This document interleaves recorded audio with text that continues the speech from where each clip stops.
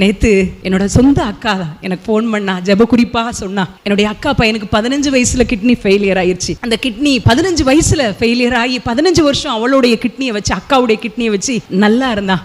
இப்போ அந்த கிட்னி செயல் இழந்துருச்சு. இப்போ அவனுக்கு டயாலிசிஸ், ரத்தத்தை சுத்திகரிக்கிற ஒரு வாரத்துக்கு 2 முறை சுத்திகரிச்சு கொண்டே இருக்கிறாங்க.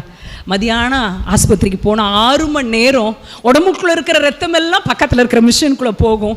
அதில் இருக்கிற தேவையில்லாத காரியங்கள்லாம் எடுத்துட்டு சுத்தப்படுத்தி உடம்புக்குள்ளே வரும். அந்த உடம்பு தொட்டா நெருப்பு மாதிரி கொதிக்கும். இப்படிப்பட்ட ஒரு சரீர பலவீனத்தோடு தன் பிள்ளையை வச்சிட்டு இருக்கிறான். அப்போது டாக்டர் சொல்லியிருக்கிற காரியம், ஒரு நாளைக்கு 800 ml தண்ணி தான் குடிக்கணும். 800 ml காஃபி, டீ அடங்கும், தண்ணி அடங்கும், சாம்பார் அடங்கும். 800 ml தண்ணி. அவள் சொல்கிறா, பாப்பா ரொம்ப வெயிலாக இருக்கிறதுனால வீட்டில் அந்த கரண்ட்டும் சரியாக வர, ஏசியும் ஒர்க் ஆகலை, வெயிலாக இருக்கிறதுனால தண்ணி அவனுக்கு ரொம்ப தாகமாக எடுக்குது. தண்ணியை குடிச்சோன்னா அடுத்த வாரத்துக்கு 3 நாள் டயாலிசிஸ் பண்ணுறதாயிரும். அதனால வாய்க்குள்ளே கொஞ்ச நேரம் தண்ணியை வச்சுட்டு கொப்பளிச்சு துப்பிடுறான் அப்படின்னு சொல்லிட்டு அழுதா. யோசிச்சு பாருங்களேன், இன்னைக்கு அளவு தண்ணி குடிக்கிற மாதிரி இங்கே யாராவது நம்ம இருக்கிறோமா? வாரத்துக்கு 2 நாள் ஆஸ்பத்திரிக்கு போகிற மாதிரி யாராவது இருக்கிறோமா? நம்ம உடம்புல 3 ஊசியை குத்தி ரத்தத்தை வெளியெடுத்து சுத்திகரிக்கிற மாதிரி யாராவது இருக்கிறோமா? எத்தனை நன்மைங்க ஆண்டவர் நமக்கு செஞ்சிருக்காரு, எத்தனை நன்மை செஞ்சிருக்கிறாருங்க. நம்ம பிள்ளைங்களை தேவன் ஆரோக்கியமா வச்சிருக்கிறாரு. என்ன நினைச்சாலும் சாப்பிட முடியுதே. ஆனா ஒரு வியாதின்னு வந்துட்டா இதை சாப்பிடாத, அதை சாப்பிடாத. நம்ம ஒரு வெயில்ல போயிட்டு வந்த உடனே மடமடன்னு செம்பா தண்ணி குடிக்கிறோம்ங்க. அளந்து குடிக்கிற நிலையில நம்ம தேசத்துல எத்தனையோ பேர் உண்டு. உங்களை என்னை ஆண்டவர் குறைவா வச்சிருக்கிறாரா?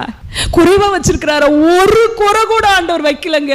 நல்ல சாப்பிடுறதுக்கு எதை நினைச்சாலும் சாப்பிட முடியும். ஜூஸ் தந்தா ஜூஸை குடிக்க முடியும், டீ தந்தா டீயை குடிக்க முடியும். எல்லா அற்புதங்களையும் நம்ம நடத்தி வந்திருக்கிறாரே. முறுமுறுத்துட்டே இருக்கோமோ, பிள்ளை சரியில்லை, வீட்டுக்கார் சரியில்லை, தண்ணி வரல, கரண்ட் சரியா வரல, இந்த ரூம்ல தண்ணி ஒழுங்கா போக மாட்டேங்குது, இந்த பாத்ரூம்ல இவங்க வந்து இதை வாங்கிட்டாங்க, உங்க நாத்த உங்க தங்கச்சி இப்படி சொல்லிட்டா, உங்க அக்கா இப்படி சொல்லிட்டா. சின்ன சின்ன காரியத்தையும் வைத்து நம்ம குடும்பத்தின் சமாதானத்தையே இழந்து கொண்டிருக்கிறோமோ. எவ்வளவு பெரிய பெரிய காரியங்களை ஈவா இரக்கமாய் ஆண்டவர் தந்திருக்கிறார். ஒருத்தருக்கு ஒரு கிட்னி ஃபெயிலியர் ஆயிடுச்சுன்னா ஒரு பிரைவேட் ஹாஸ்பிட்டல்ல பார்க்கணும்னா கிட்டத்தட்ட 50 லட்சத்துக்கு மேல செலவாகும். இன்னைக்கு 2 கிட்னி நமக்கு வேலை செய்யலையா, 50 லட்சம் நம்ம கையில இருக்கிறது அர்த்தம். துட்டுலங்கிறமே.